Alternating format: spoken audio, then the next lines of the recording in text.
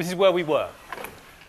I'd asked you to take on trust as a result that will be derived some way down the course, these results, which express the state in which you are, the spin half particle like an electron is certain to have a half plus a half for the answer to its spin along the unit vector n, which is given by the polar angles theta and phi. This particular state in which, quote unquote, its spin is along n. Now, somebody asked me about this at the end of the lecture, and I have to remind you of the health warning I gave in the first lecture, which is that we talk about the spin being along a certain axis, although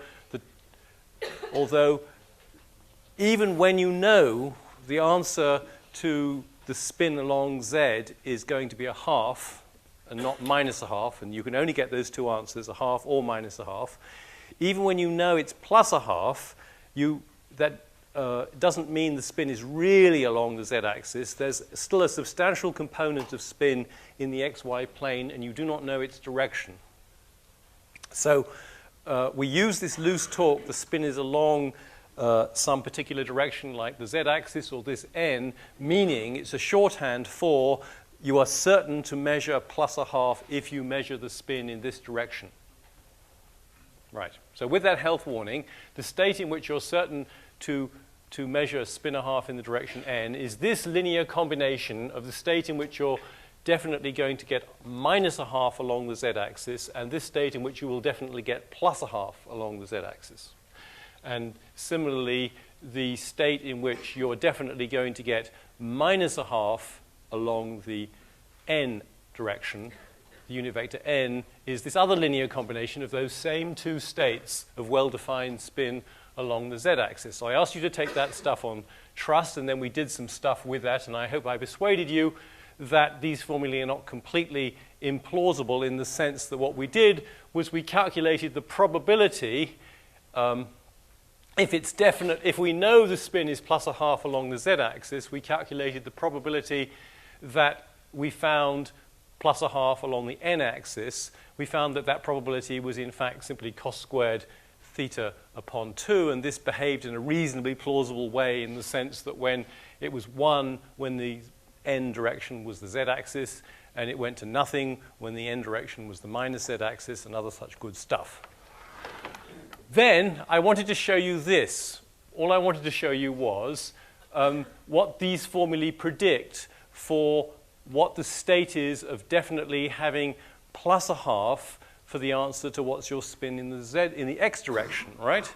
It's easily done because we have the formula here. I was thinking for some reason it went into my mind that I had to derive these formulae, and we didn't have the bits on the table to do it. So all we have to do is plug into those formulae that theta is pi upon 2, phi is naught, that is, that by definition of polar coordinates makes n the x, the unit vector in the x direction, which I'm calling Ex.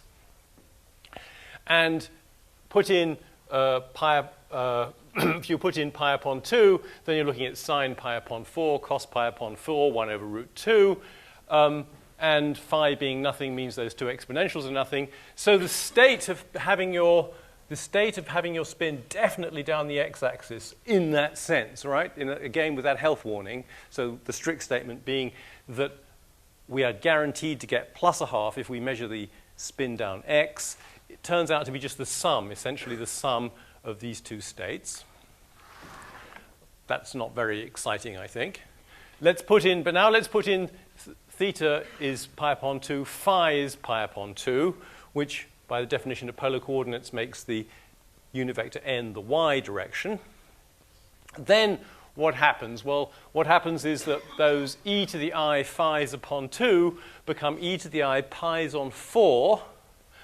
And if I take the first e to the I pi upon 4 out, then the second one, so this cosine is 1 over root 2 again, which we've taken out, but this one becomes e to the minus I pi upon 4 twice, i.e. e to the minus I pi upon 2, which is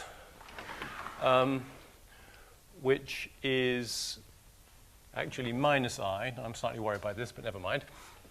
The sign is of no importance. I thought it was a plus I, but it is looking like minus I at the moment, so maybe it is minus I. It's of no importance.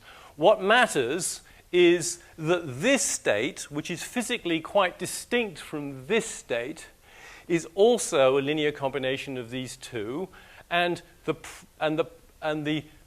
probability of, if you are in this state, the probability of measuring your spin along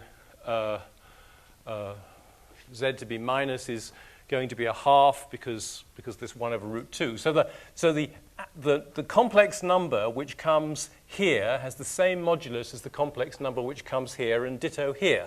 That this complex number is the same as the complex number which appears there in modulus, but different in phase. So that what the crucial point is that we are working with a formalism where we're saying the state of my system can be written as A minus minus plus A plus plus. And we understand that these things are the probability amplitudes to measure spin down on Z, given that my system is in this state, and this is the amplitude to measure spin up on Z, given that this is my state of my system, right? That's the formalism we're working with. And you might think that it's only the modulus of these complex numbers that matters physically, because the probabilities are obtained by doing mod square of them. But this example is showing you that that's not the case. The phases of these things are vitally important as well. That is a very quantum mechanical thing. That the complex phase, the phase of the complex number, encodes crucial physical information. Is the spin of this particle more or less down the x-axis or more or less down the y-axis is controlled by the ratio, by the phase of this animal relative to the phase of that animal.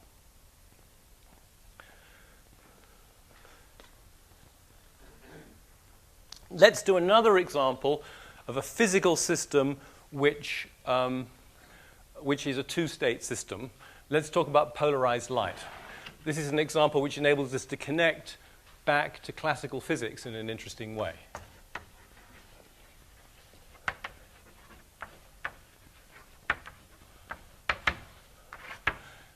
So let's do classical physics. We know all about polarized light. Well, actually, you may not quite, because it may be part of upcoming EMAG course, but you will recognize enough of it, I think. I can write the electric field. Supposing we have the y direction this way, the x direction this way. Suppose we have polarized light with the electric vector in this direction, with that angle being theta. Then we can say the electric vector is equal to some number in front of cos theta times ex plus sine theta times ey times cos omega t. Now, supposing we understand we're writing down the electric vector of an electromagnetic wave, a plane polarized electromagnetic wave that's traveling in the z direction, okay? In some plane. This is what it looks like. It oscillates with some frequency, angular frequency omega. Right. Now, supposing we stick in this beam comes along and it hits some Polaroid, and let's imagine that the Polaroid blocks the electric vector. So Polaroid blocks one of the polarizations. Let's orient our piece of Polaroid so it kills the oscillations parallel to the y-axis and lets only through the oscillations parallel to the x-axis. So after Polaroid, we're going to have that E is equal to E naught cos theta cos omega t Ex. It just wipes that out. So the intensity of the radiation, the energy that it carries, is going to be looking like E naught squared times cos squared theta. And they'll, strictly speaking, we should really do a cos squared omega t average value, which is in fact a half, but I don't think we're really interested in that. The crucial thing is that the intensity of the light that gets through is going to be moderated by the square of the cosine of that angle. Right? The angle between the electric vector of the wave and the direction that the Polaroid lets through. That's what classical physics teaches us. How would we express this? So let's now think about this from a quantum mechanical perspective. What classical physics says is an electromagnetic wave. Quantum mechanics says is a stream of photons. And each photon encounters that Polaroid on its own, on its lonely lonesome. And either it's killed by that Polaroid, turned into something else, destroyed, or it's allowed through. It can't be half allowed through or cos squared theta allowed through. It's either allowed through or it's not allowed through. So how does that look? What we say is the state of our incoming photon we can write as a linear combination. We can say that this is equal to cos theta of a state in which it is going to get through, because in some sense its electric field is down the x-axis, plus sine theta of a state that is not going to get through. So this is the state of certainly gets through.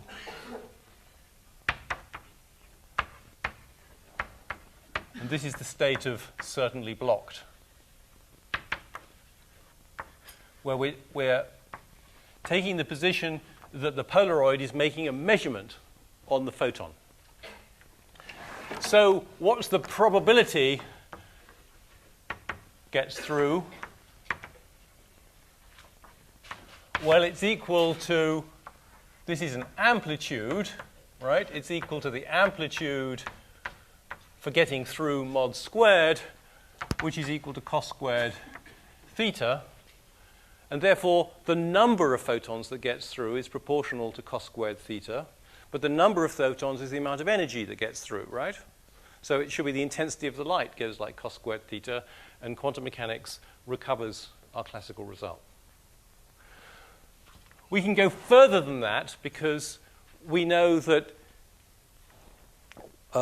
if we think about circular polarization,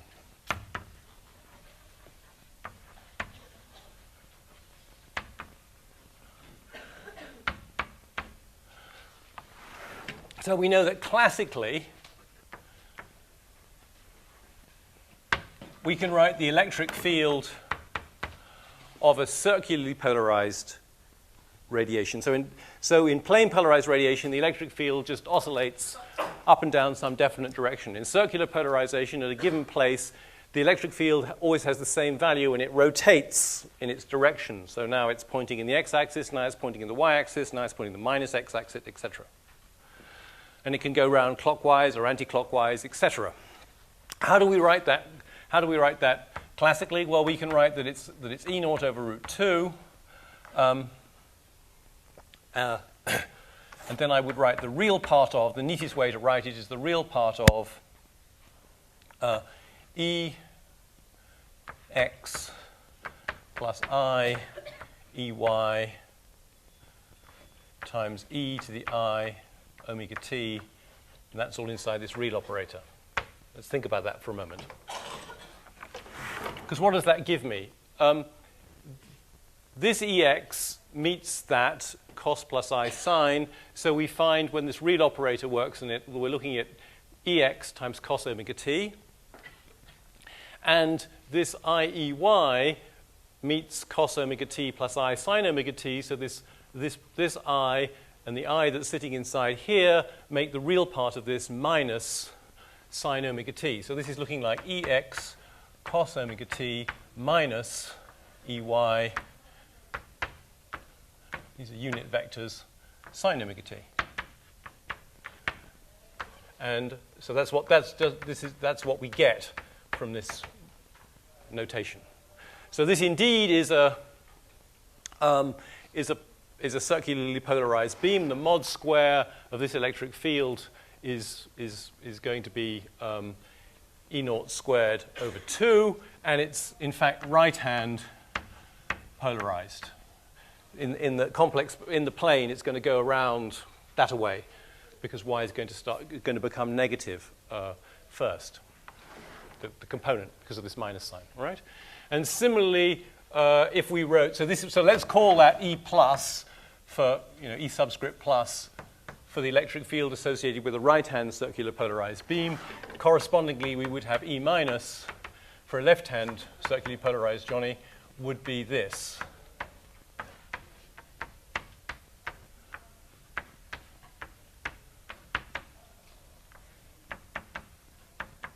We get a change in the sense of rotation just by changing that plus I to a minus I. It's easy to check that that's true. So this is left-hand polarized. How would we do this quantum mechanically? What we would do is we would say that there's a state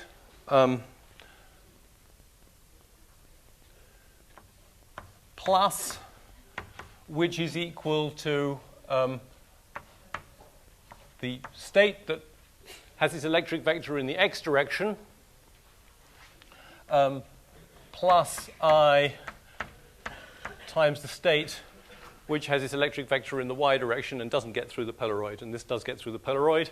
And we would say, so this would be a state of, this would be right-hand polarized state of our photon is a linear combination. Oh, and I should have a 1 over root 2 outside here.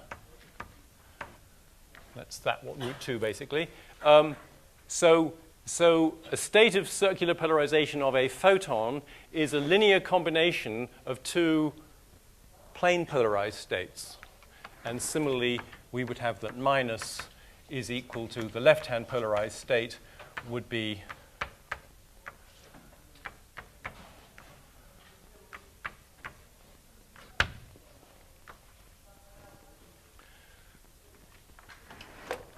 and we would be able to make statements like, if we want a kind of statement we could make is we could add these two equations and we would discover that being polarized in the x direction is 1 over root 2 of being right-hand polarized plus being left-hand polarized. And this is also a result that we have in classical physics, that if you have a plane polarized beam, you can consider it to be a linear superposition, if you like an interference pattern, whatever, between two circularly polarized beams of opposite senses of polarization.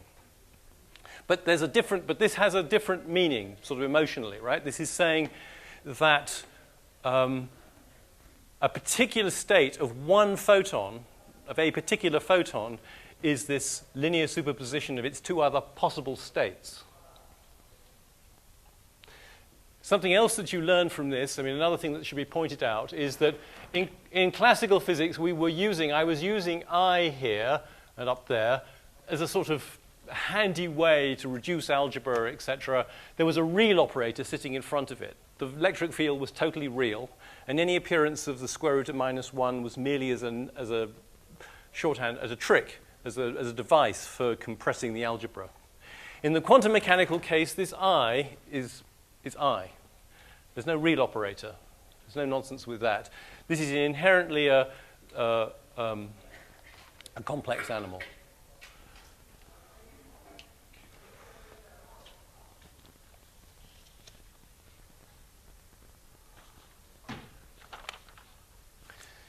Now, maybe it's time to move across. Let's say a little bit about measurement.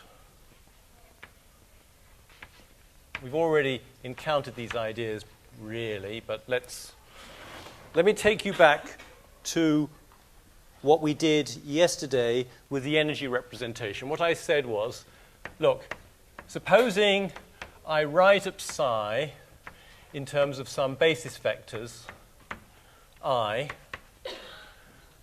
because we had agreed that the quantum state of a system, a ket, was an inhabitant of a vector space. Vector spaces have bases, therefore any ket can be written as a linear combination of basis vectors. Supposing these happen to be, physically, the amplitudes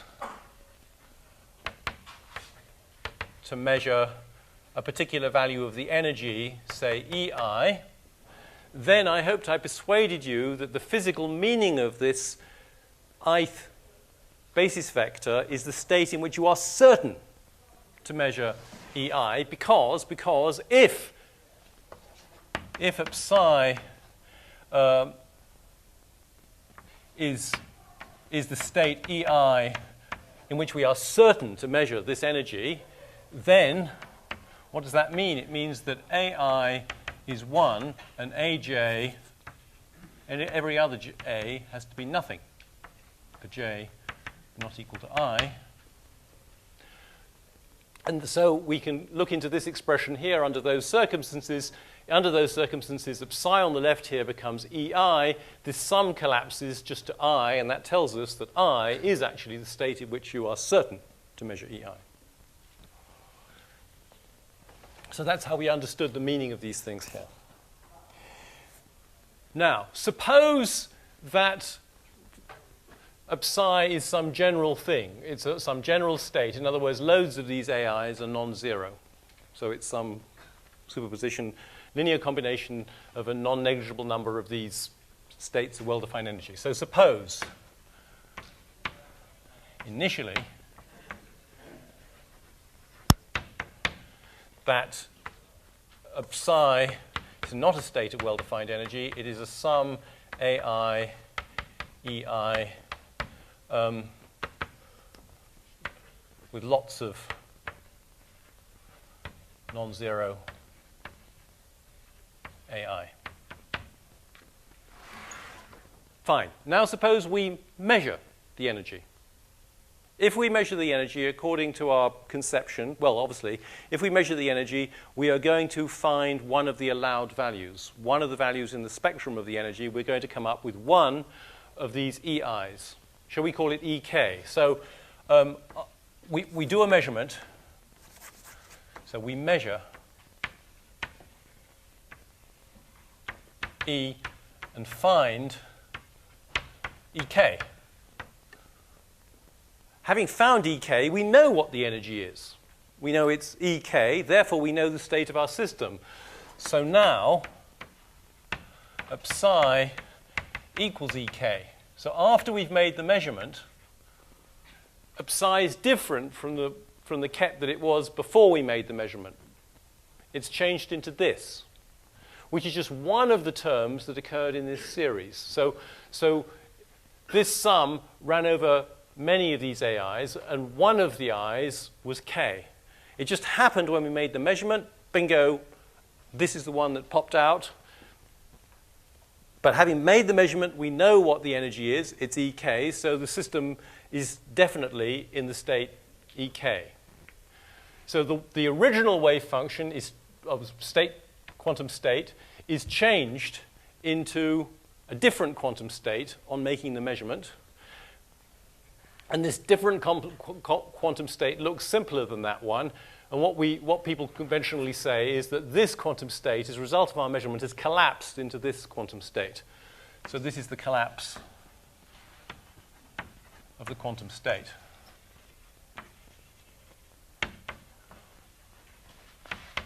Traditionally known as the collapse of the wave function. Well, we haven't yet met wave functions. But it's the same phenomenon. Now, it's an extremely interesting question what's really happening here. This is a fundamental, absolutely non-negotiable piece of this theory. The matter is discussed rather more in chapter 6 of the book, and at some point, say in the vacation, I would urge you to read that. And you will find that it's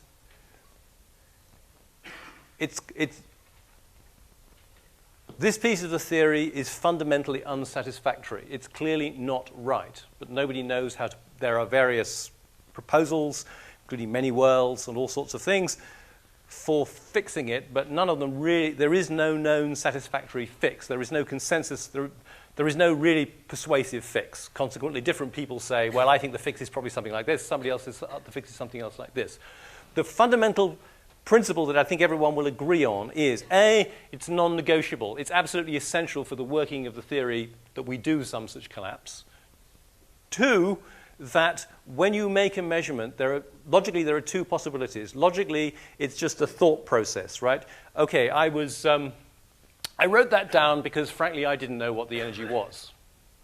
So that covered my bases. And it was probabilistic. There were many possible values of the energy, etc., and I stuck in some amplitudes to reflect my uncertainty.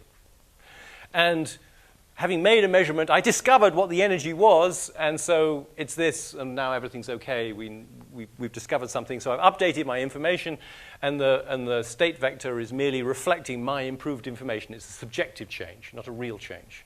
That interpretation proves to be untenable. There really is a change. It's there. At the moment, we're operating. Chapter 6, only Chapter 6, introduces an apparatus that deals for muddle and uncertainty, which is kind of worrying because in real life and real physics, there's always masses of genuine uncertainty and genuine muddle. But we are operating in an ideal world at the moment in which there is total clarity, there is complete information, there is nothing left to chance beyond what is inherent. I mean, so this is a completely well-defined state of the system. It changes into some other completely well-defined state of the system. It actually objectively changes, and here we have a crucial thing that is being added in quantum mechanics to classical physics, which is the concept that when you make a measurement, you disturb the system that you're measuring. I think this is totally reasonable.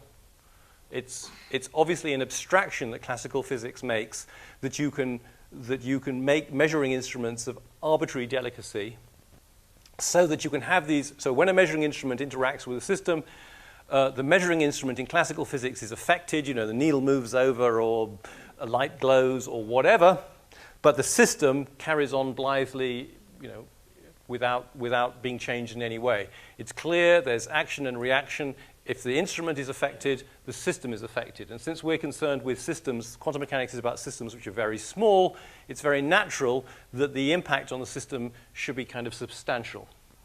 So it's totally reasonable that we should be working with a theory where every measurement is associated with a disturbance of the system and leaves the system in a configuration different from the one that it found it in. So that's not the problem. The problem is that the theory doesn't describe the process of getting from here to here. But that's a topic which I can't discuss at this stage, or indeed in this course. You can find something about it in Chapter 6. It's all highly off syllabus. I want, however, to point out something else, which is that we started with a basis up there. Remember, we started with I, and the mathematicians already taught us to associate with I, the ket I, a bra I, such that Ji equals delta Ij. So in our physical example, this maps into Ej Ei equals delta Ij. So this was just mathematics. But it has a deep physical meaning as follows. I think I made the point yesterday that if you want to know what a k is, the way to find it is to do ek psi. That's broadly speaking why we introduce these bras. We introduce these bras because we wanted out of an object like psi to extract the amplitude for something to happen, because amplitudes are the things whose mod square make predictions, and that's what we take down to the lab to test against nature. So let's ask ourselves in this context, let's look at this formula. This is the amplitude to find energy Ek if the system is in the state of psi. So what's this? This is the amplitude to find Ej if the system is in the state Ei. Well, if the energy is Ei, it can't be Ej, can it? If J is different from I. So the reason this thing vanishes when I is not equal to J is because it reflects the it reflects the fact that if your energy is Ei, it's Ei. It's not Ej. So this orthogonality condition is a logical necessity. The mathematicians have given it to us, but we need it for physical reasons. We need it. It's associated with our. It's a requirement of our fundamental principle that this gives us the amplitude for measuring EK. Some other little detail that I should cover at this point is suppose we've got psi is equal to sum AI, sum on some basis I. Might be the energy states, might not, who cares? And suppose we have some other state, we have some other quantum state, which is the sum Bj of J. So these two states are two different states because they're associated with different amplitudes. This is associated with a set of amplitudes AI, numerical values AI, and this state is associated with numerical amplitudes B, I, Bj, whatever. And let's calculate the number phi of psi. So we have to take the complex, we have to make the bra out of that and use our rules that we introduced yesterday. So this is the sum J of Bj complex conjugate, J times the sum AI, I. But when I meets J, we get a delta Ij, which means this, and then when we conduct the sum over I, we get nothing except there's only one term that contributes because of the delta Ij, and that's when I equals J. So this becomes the sum Bj star Aj. So that tells us how to work out this complex number in terms of these quantum amplitudes. That turns out to be very useful. The thing I want to say at the moment is, supposing I worked out the other thing. I worked out psi onto phi instead of phi onto psi. Then everything would be the same here, except that this will be an Aj star, and that would be a Bi. And we would be looking at the sum over J of Aj star Bj. But this is the complex conjugate of this by the rules of complex, because this is just a sum of complex numbers, right? So we know what the rules of complex conjugation are. So this is the sum Bj star Aj star, which is phi psi star. So this is an important equation to remember, that psi phi is equal to phi psi complex conjugated. We'll need that many times.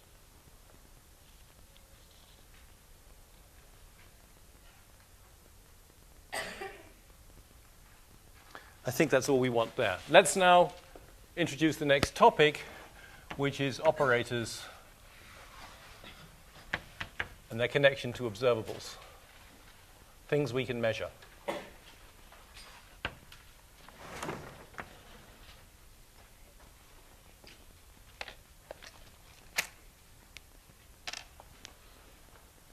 So we're interested in linear operators.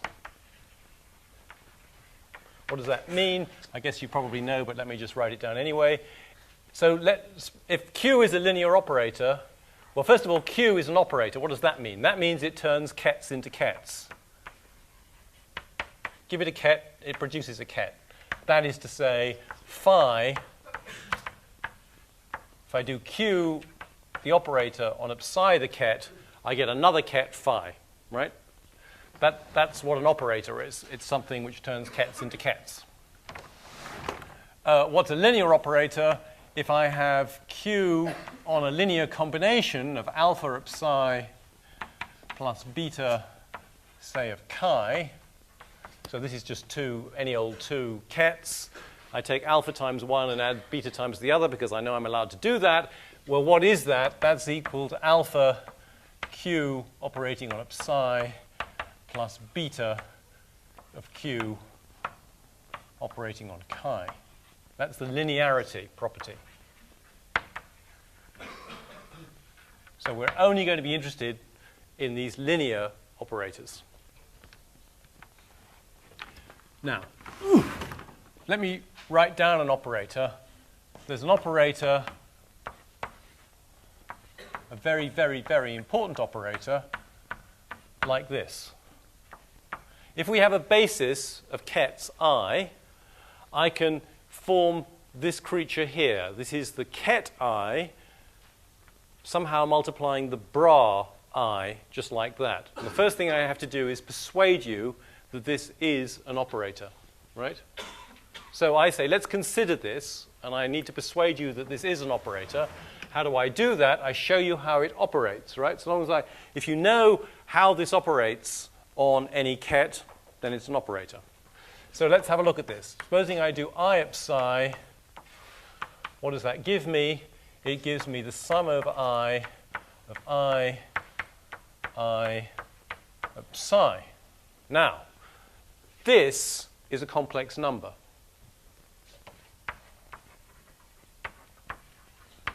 It's even an interesting complex number with emotional appeal because it's the quantum amplitude for something, but let's not worry ourselves about that at the moment. This is a complex number. This is a ket. So this is a linear combination of kets. Ergo, it is a ket. It is something. We can call it phi if we want to. All right? So that means that I does turn up psi into some state phi. It is an operator. Now, let us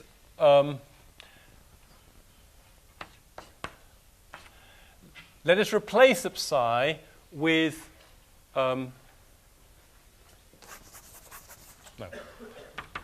let's replace this psi with its expansion, sum aii.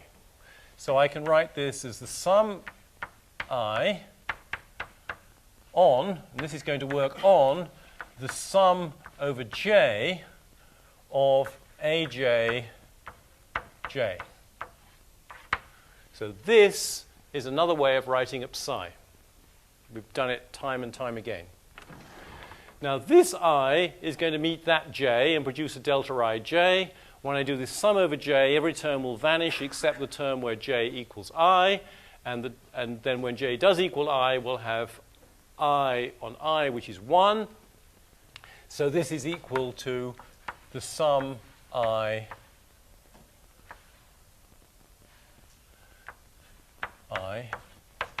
which is a psi. So I, this operator, this thing here, is not only an operator, it's the identity operator because it turns a psi. Any psi gets turned back into itself. So we have that this thing here is the identity operator.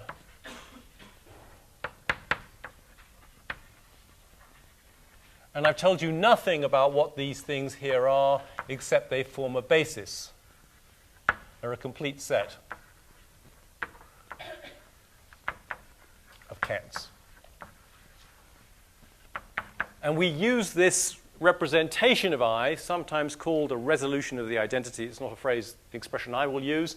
But we use this representation of the identity operator time and time and time again. It's tremendously valuable. Now let's introduce a sexier operator, in fact, the most important operator in the universe. We're going to introduce H, which is by definition the sum EI, EI, EI. So these are the states of well-defined energy, and the numbers EI are the possible energies. They're the spectrum of the energy operator. This operator here is called the Hamiltonian.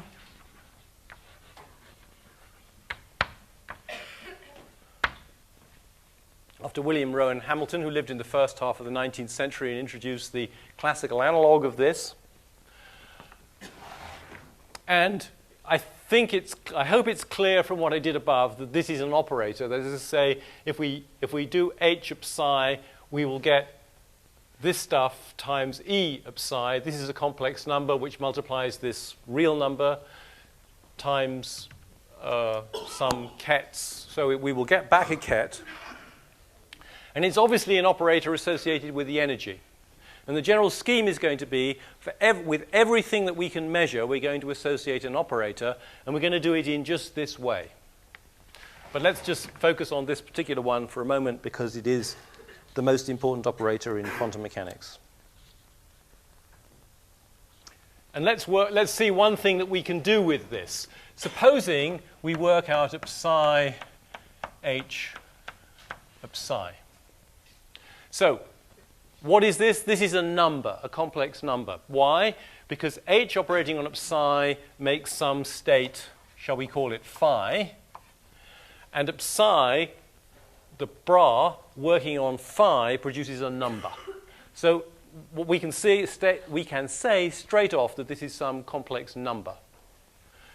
Let's find out which complex number by putting in for psi its expansion some ai ei. So what we're going to do now is replace both of these by their expansions.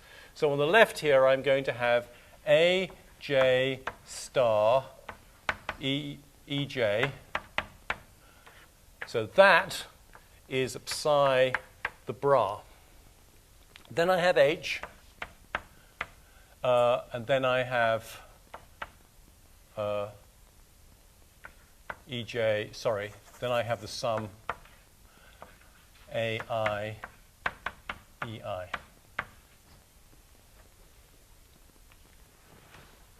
And h itself, oh dear, this is getting complicated, is the sum over k of ek, ek.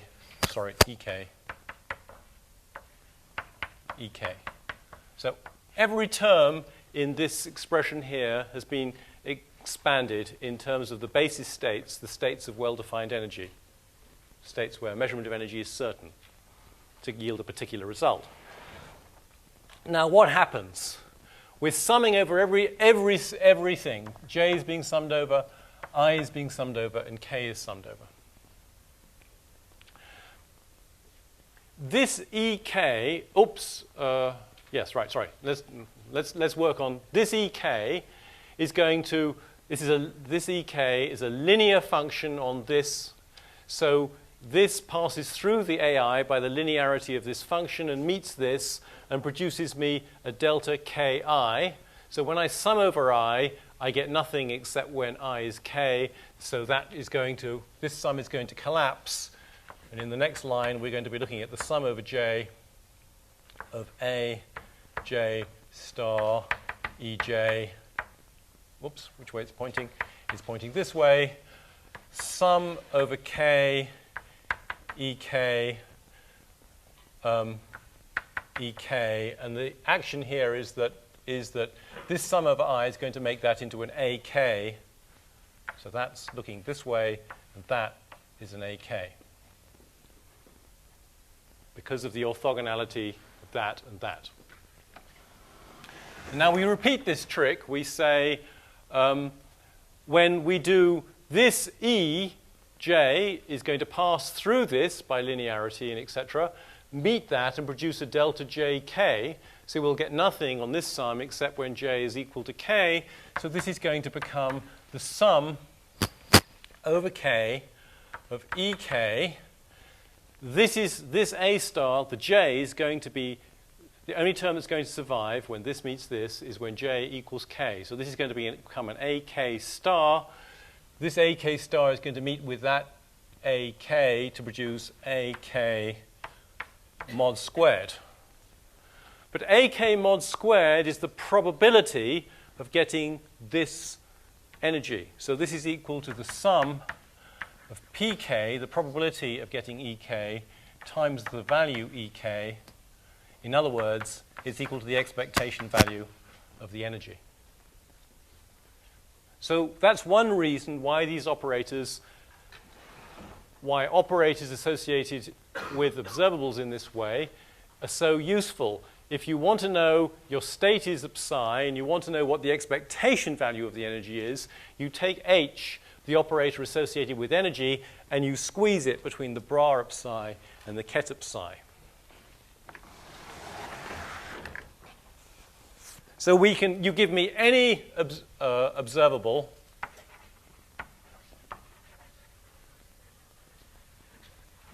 call it Q. For that observable, we have agreed there will be a spectrum, so there will be numbers Qi, the spectrum, the possible values that the measurement can return. And there will be a complete set of states Qi. These are the states for which the result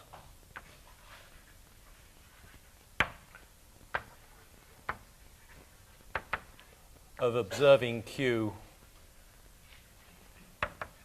is certain. And what can I do? I form the operator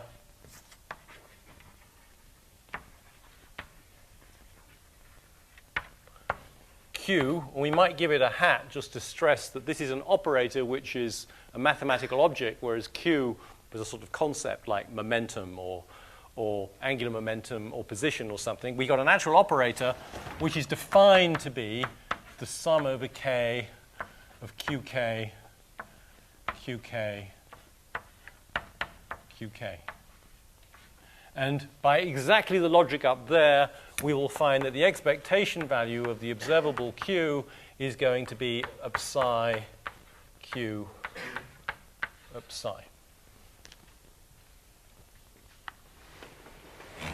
So that's just repeating what I've done for the energy operator, the Hamiltonian, making the point that it's going to carry through for any observable. Now, we can do more than that. We can now ask ourselves, okay, let's look at this. What is Q operating on Qi? What does Q is an operator. What does it do to one of the special states associated with that observable?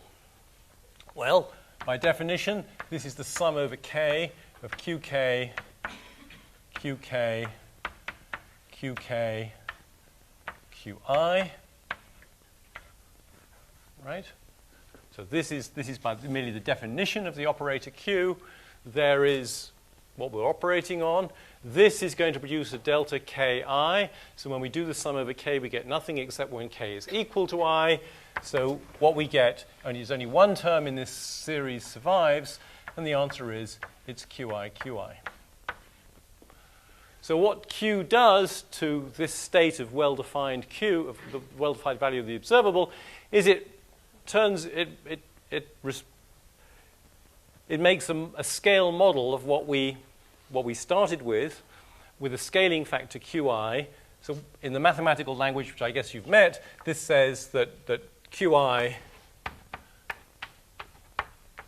is an eigenket of Q. You have met that, right? You've met eigenkets, eigenvectors, whatever, of operators.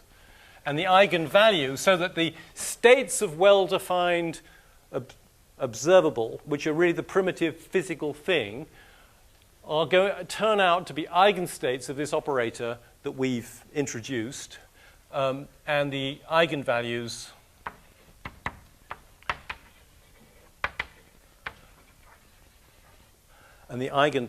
are the possible values, are the elements of the spectrum, the possible numbers you can get if you measure the observable Q.